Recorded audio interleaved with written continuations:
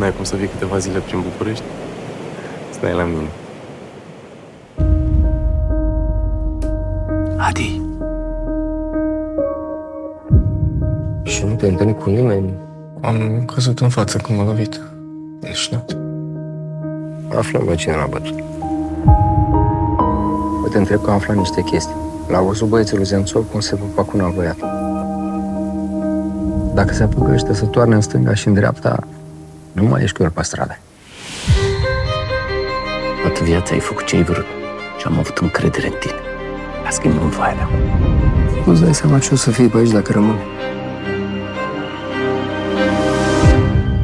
Tot ce la mănăstire la Stipoc vorbesc eu cu starețul. Ce ți-au făcut? M-au legat.